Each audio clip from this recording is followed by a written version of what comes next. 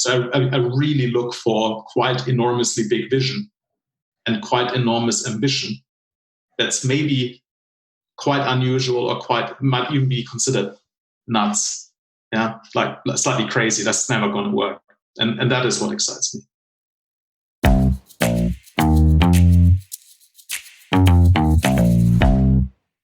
Hi, this is Tomasz Sieboda.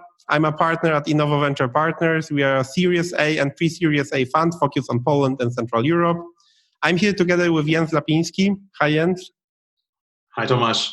Jens is a business angel. I know he's an investor in at least 2 Polish companies.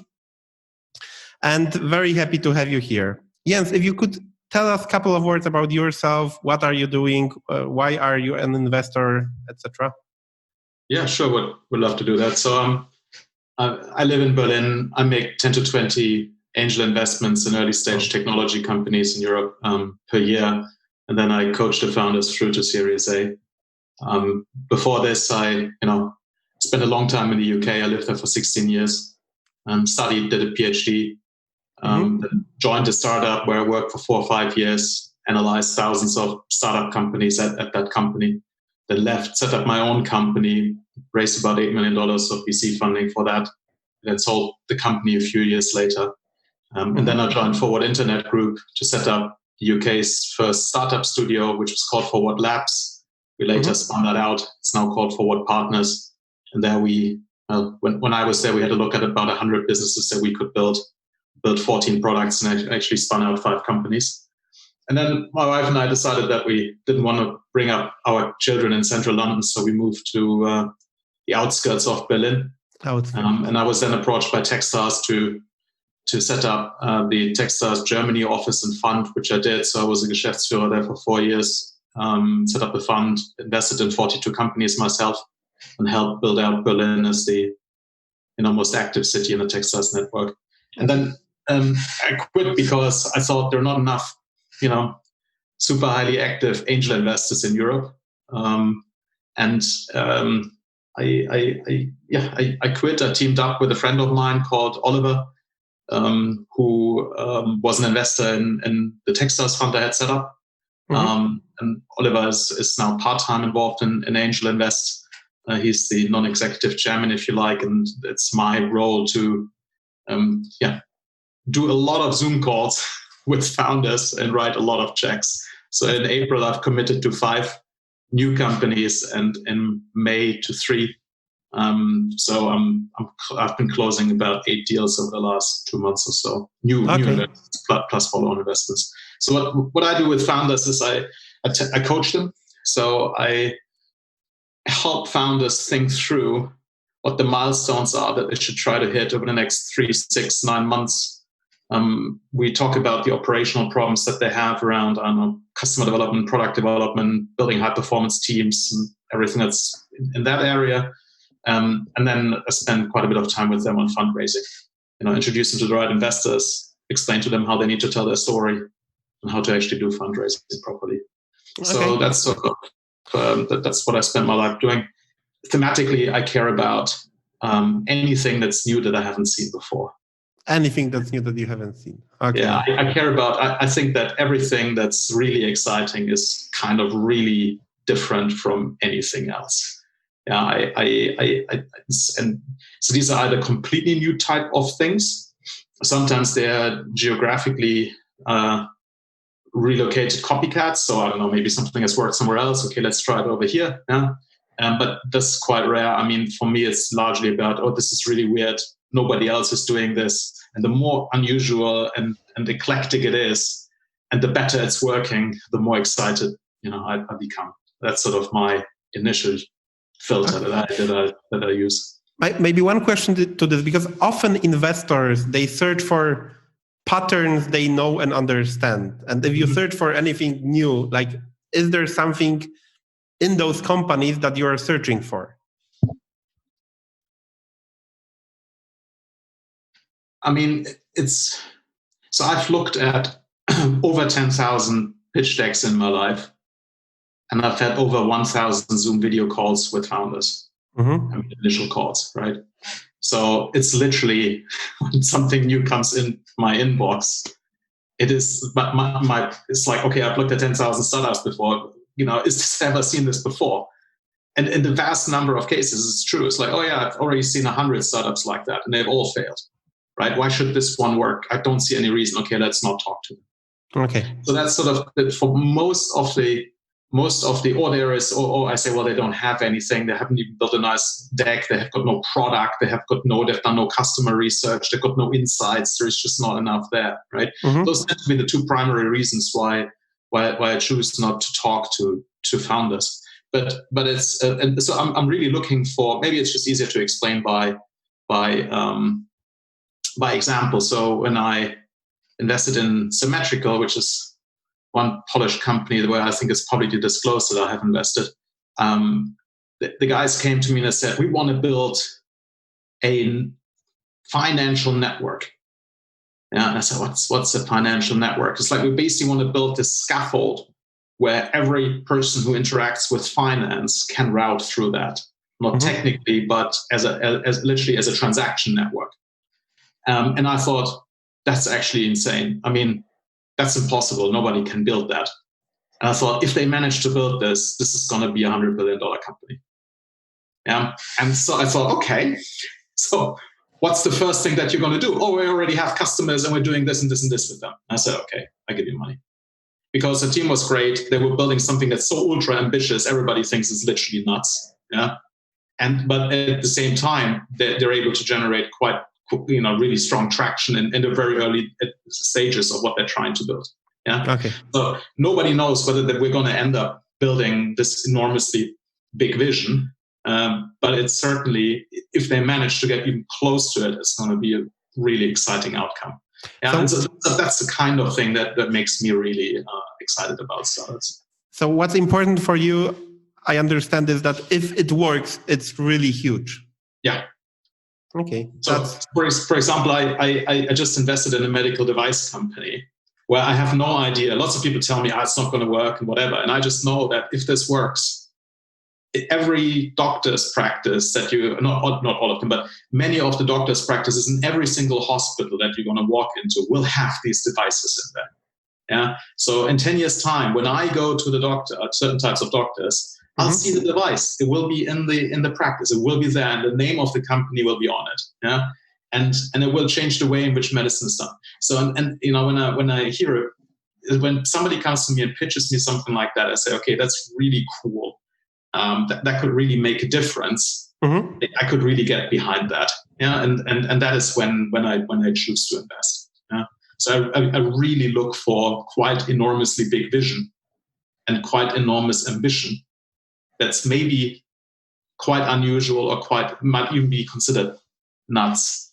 Yeah, like slightly crazy. That's never going to work, and that is what excites me. Okay, you mentioned a bit how you work with founders. Can you elaborate a bit more on this? Like, for example, you mentioned like targets, 3, 6, 9 months, milestones. So what kind of questions do you ask? How do what can people listening to this take from it and try to implement? Like, what questions should they ask themselves, or how should they approach this kind of, planning? Well, I mean, the bottom line is that if you work on the wrong things, it probably doesn't matter how well you do them. So typically what happens is almost all founders that I invest into set themselves highly sensible 1-year targets. So they will say, by the end of this year or within 12 months, I would like to have achieved the following things, because that will put us in a strong position, and then we can maybe raise more capital, or we become profitable, or one of those two things. And it's always, when you look at it and say, okay, that's true. So, and then the challenge is, okay, so in 2 weeks' time, how do we know that you're on track? Yeah. And they say, I don't know. And they say, well, immediately you have a problem. Because if you don't know in 2 weeks or in 4 weeks or in 6 weeks, we'll just know in 6 months you will miss the target. Right? It's inevitable. The cycle, the time, a year, when you're a very early stage startup, 1 year time period is just far too long to set targets that you can meaningfully hit, because you cannot track your progress with sufficient granularity. So what you need to do is just basically say, okay, there are 10 things I need to build, and I need to all finish them by the end of this year. And the first thing, I need to finish that within 2 weeks or in 3 weeks or in 4 weeks, right? And then I track every week, have I actually made significant progress towards that? Yeah. So that's sort of, you need to break it down into smaller chunks that you can actually practically manage in day-to-day work. And particularly on the software development side, if the chunks are too large, build the wrong things, you overbuild, it takes forever, and then it's just the whole thing doesn't progress fast enough, and then you're off target. So cutting it down into smaller chunks is the first thing. And then the second thing is that I think humans in general are very good at inventing excuses. No, not excuses. They're very good at filling out their time with things that are not strictly speaking necessary. Meaning, if I give you 4 weeks to do something, you'll probably deliver it in 4 weeks. If I say, why is it not possible to do that in 2 weeks? Then typically the initial response is there is 17 reasons why. But if you then say, okay, explain those 17 reasons, like maybe those 7 reasons to me, then what turns out is that of those 7, 5 are probably completely invalid. 1 is valid and 1 is sort of half valid. And then you say, well, okay, so really it's this one thing that you really need to crack, this one, right? So why don't you tackle that first? It's like, I don't know.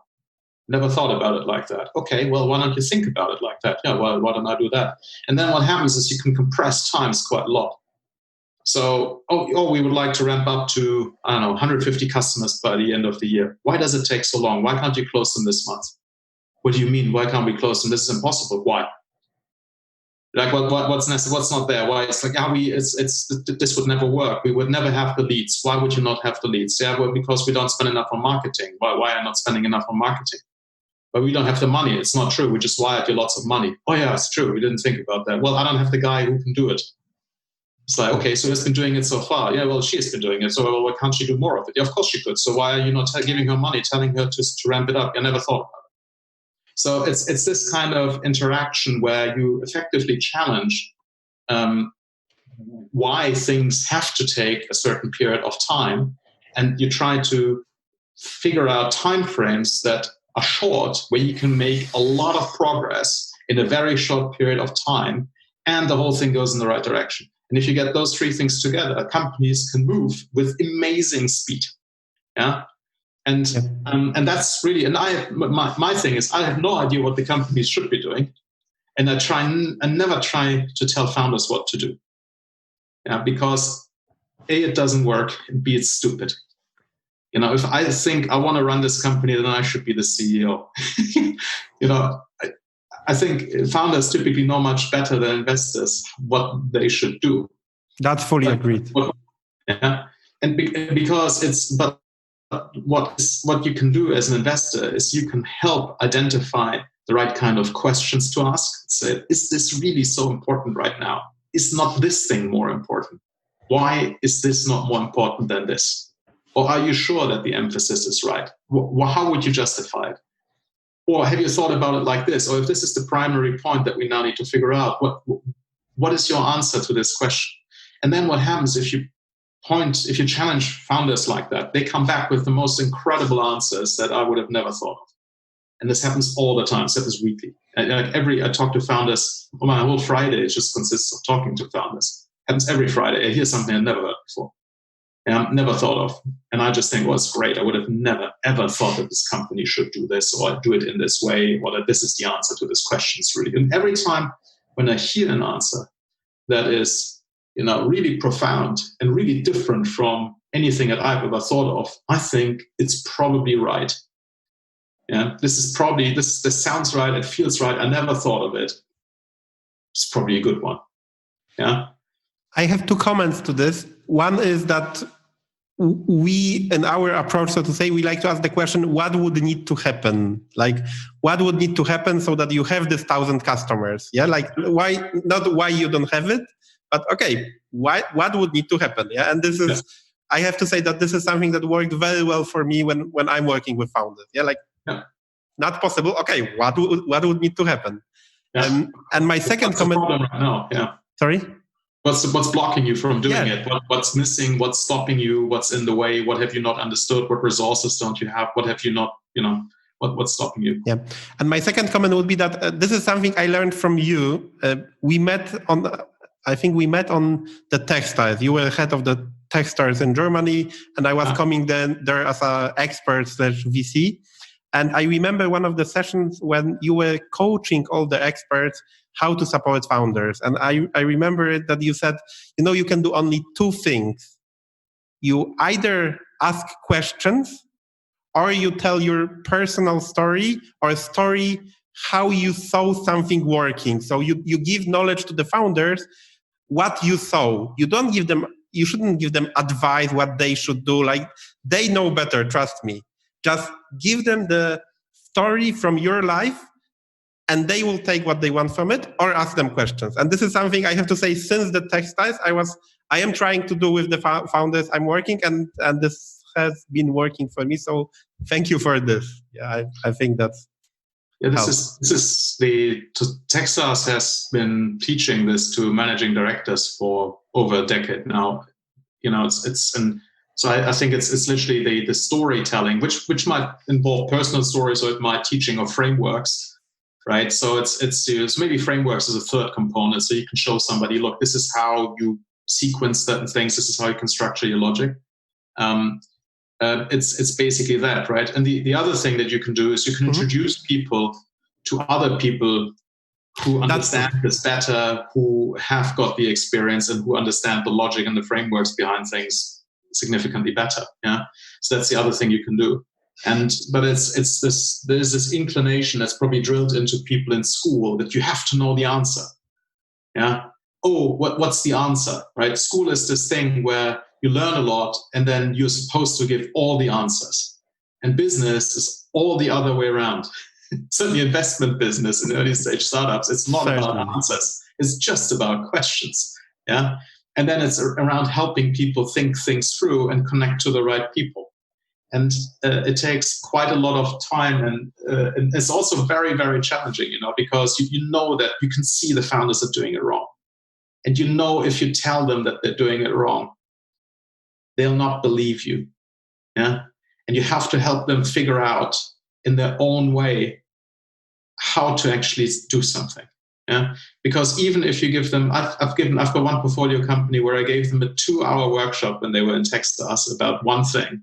Mm-hmm. There's one primary message in that workshop, yeah, which I tell at the beginning, at the middle, and at the end.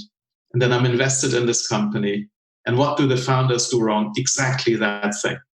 Yeah? Despite the fact that even after I'm invested, we talked about exactly this for quite a long time. And turns out the founder hadn't actually understood it. Yeah? Not really. He had misunderstood what I said, because in his mind, the words that I used didn't mean the things that they meant, both in my head, but also in the industry as a whole. So he had a different definition of certain type of words in his mind because of his background. Yeah, and as a consequence, the lesson that I tried to deliver failed to connect. So this was a 6 months exercise in trying to figure out why he was doing certain things in certain ways, which turned out to be ineffective. And it was because he just, the way in which he thought about it wasn't right. So eventually somebody else, not me, found a different metaphor to explain to him how something works, which he then understood. And he said, oh, that's how that works. I said, yes, that's exactly what I've been saying. He said, I didn't understand that. And I said, yeah, so do you now understand what you need to do? And he said, yeah, absolutely. And then immediately, like weeks later, the whole company started to turn in quite in enormously positive ways. Yeah?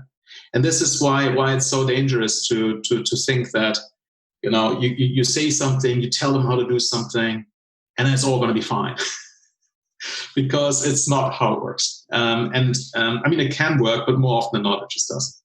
Okay. And it requires quite a lot of self-discipline on the investor side, not to basically keep at this in a calm way and try to help the founders understand what they should be doing. I would like to jump to the next topic, and you also mentioned that preparing for the next fundraising round is a process which you help, but it's a process for the company as well. Can you comment how the company should prepare for fundraising? Also, how to choose the right investors, and how do you think in terms of the whole process, fundraising process for founders? Yeah. So what I do at Angel Invest is I basically teach founders how investors think. And so the situation is this: founders think like founders. They talk to customers, they build product. They talk to customers, they build product. They talk to customers, build product. And then when it comes to fundraising, they take their customer pitch. They say, "Oh yeah, we're building this thing. It's going to become enormously valuable. We're a super team. Give us money." And then investors don't want to invest. And I just say to them, why should they invest? Because are they going to buy your product? No. Okay. You pitched your product, but they're not the customer. They're an investor. What do they want to know? Well, they want to know how great my product is. No. They want to know why the share price in 5 years' time will be 100 times higher than it is right now. Yeah. Why is that? How can you pitch something like that? And that's really the pitch. Your pitch is, I am building an extraordinarily valuable company. And here is why it will become super valuable. And, when you read these announcements of the large VC firms, what they all do is they write a thesis. Yeah?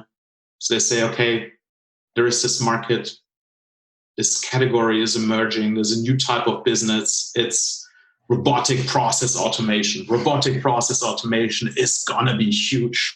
It's going to transform every industry. Hundreds of billions of dollars are at stake. This is why it's happening. And the market leader in this category that's emerging is UiPath. And because the reason why they're the number one is 1, 2, 3, amazing team. I think we should invest.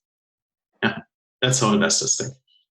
Because the investor thinks, wow, if I invest in this company and this really works out, I can buy a house in Aspen with a helicopter landing pad. Because that's really what the big VC firms care about, right? And rightly so, it's their business to invest like that. And and the founders need to learn how to pitch like that. There is this big thing that's happening. This new category is emerging. I'll be the number 1 or 2 in this category. And as a consequence, we're going to make a lot of money. Yeah. Because that is something that you can objectively take apart and then say, okay, is there really this big thing that's happening? Is this category truly emerging? Is this company really the number 1 or 2 in this space?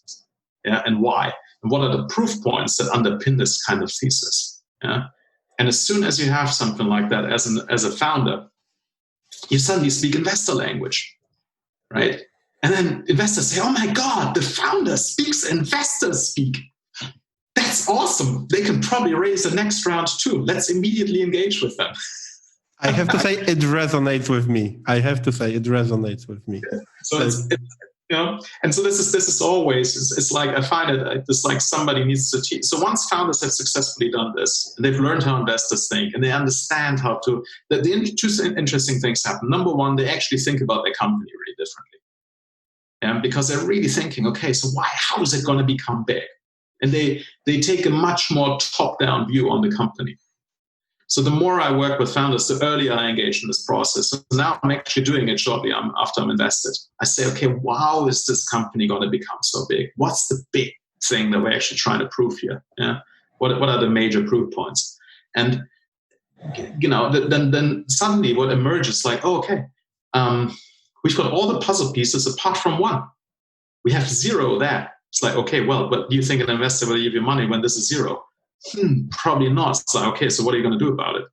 Right? And this becomes more strategy. This is not around how do you exactly do, 1, 2, 3 or something. It's not so much around tactics. It's really about how do we need to position the company? What does it have to accomplish over a certain period of time so that it has a possibility of becoming so successful, and really capturing the value that's there according to the thesis.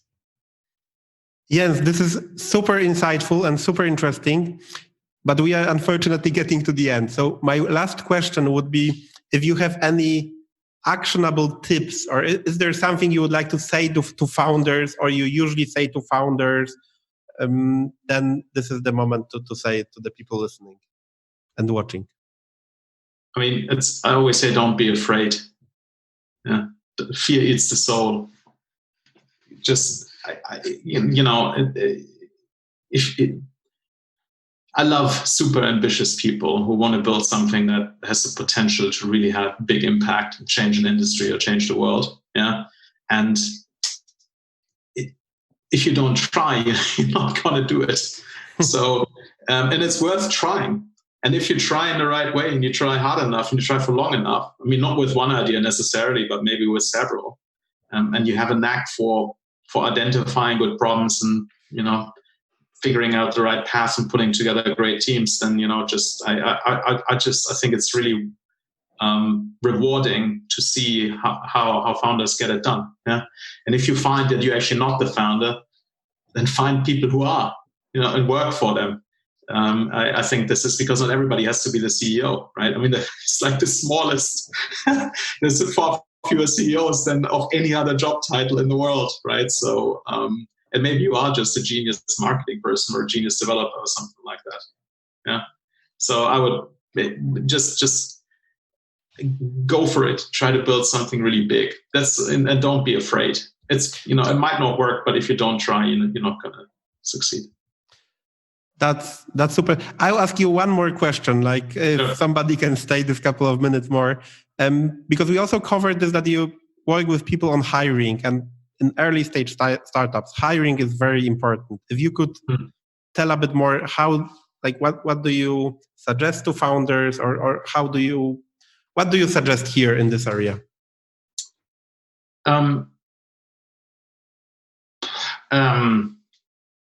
So what I find is that for the very, very first team, so let's just say the first 10 people in the company or something like that. Yeah. So the first 8 people or so that 2 founders hire, think of it. I explained this once to a founder like this. He had spent a long time in the army. And he was promoted from private to sergeant. And he said, Jens, I'm really worried now that I'm a CEO. I've never managed people. I just ordered them around. And I said to him, don't worry about it. And he said, why? And I said, well, this is not the army. This is special forces. You want to find 8 people who know how to do it. You don't want to hire somebody who is like out of university, has no clue. Because you have no clue either. So hire somebody who's a senior doer, right? So not a general or a major or any type of officer. You want to have senior doers, right? An excellent developer, 5 to 10 years experience, really great designer, really great, like ideally have done it at other startups, right? And you pull them in and you assemble this team of people and you just say, go there, blow that shit up. Yeah, he said, okay, got it, I can do that. So I don't think he's ever had any problems with this team in his company, because he assembled the team like that. So initially in the first team, you want to have ideally senior doers, and you complement them with a number of super high energy students who have no clue, but are like work relentlessly, have enormous work ethic. And who don't cost a lot, right? So, and then these senior doers can give certain tasks to people who are just super high energy. And then as you grow beyond that, you will then eventually go away from senior doers more into managers, who can then manage people like that. And then as the companies grow, you'll then also have more junior people who join the ranks, and then there's training programs, and then you can actually bring them into the fold and so forth, right? So at every stage of the company, you hire very different people into your company. And the mistake is to hire the wrong people in, both in terms of what their focus area is and in seniority. I would like, one portfolio company has 4 people in it, 5 people in it. You wanted to bring in like a super senior sales guy, VP finance type level. Is absolutely no way. He stopped doing things years ago. He wants to manage teams. What are you going to do with him? It's just, and number one, you don't have so many leads that you can actually close in, that you have problems closing them. Your problem is you need much more qualified leads. So you need a totally different type of person to help you generate more leads. right? And then the senior sales guy will come in 1.5 years time, 2 years time. It's just, I'm not saying it's the wrong person. I'm just saying right now you don't need anybody like that. Yeah. So it's more identifying what are the kind of people that you actually need right now. And then, because if you define that well, and then you have enough candidates of that type, you'll probably pick, if you have 5 great candidates for this job, you'll probably end up picking one of them. So I think it's more around, actually, if you identify the right slot and then you have a couple of good candidates, you'll probably be okay. Okay. And that's sort of how I think about that. Okay, so that's it from my side. Jens, thank you very much. Super interesting, and I wish you a good day. Tomasz, thanks very much for having me. Thanks. Talk soon.